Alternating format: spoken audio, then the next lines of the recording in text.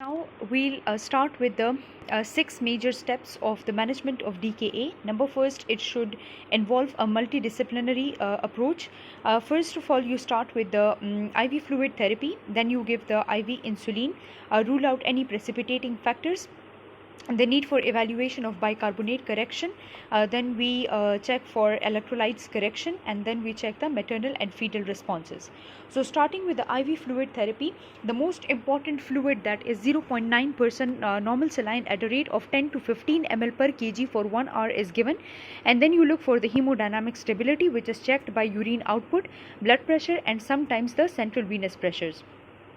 After that, you give fluids at a rate of 500 ml per hour in 4 hours for 4 hours, and then 250 ml per hour for 8 hours, and after that 150 ml per hour at a continuous dose once the DKA until the DKA is improved.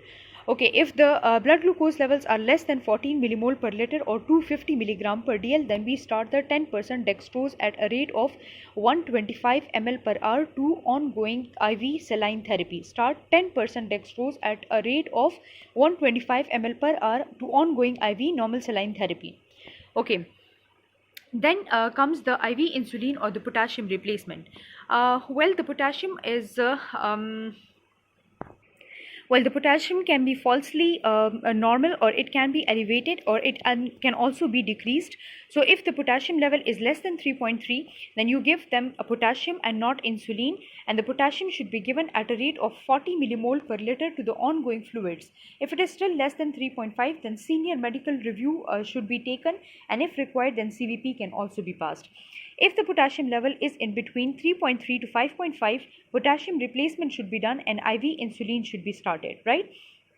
Potassium replacement is done in the same manner as done previously, whereas insulin therapy is started at a rate of 0.1 unit per kg per hour, and if the metabolic demands are or the metabolic targets are not achieved, then increase the dose of insulin to 1 unit per hour, and once the improvements has been shown, then you can reverse the dose. Okay, but the recommendation is do not exceed to 115 do not exceed the dose of insulin more than 115 to more than 15 unit per hour. Then stop the IV insulin after DKA resolves or after 30 to 60 minutes from the first dose of subcutaneous rapid acting insulin along with meal. The metabolic targets that I mentioned above were that if the glucose level decreased by 3 millimole per liter per hour, that is 54 milligram per dl per hour, if the bicarbonate levels increase by 3 millimole per liter per hour and the ketone level decrease by 0.5 millimole per liter per hour, these are the metabolic targets and they should be achieved, right? And if these are not achieved, then you have to increase the insulin dose by 1 unit per hour.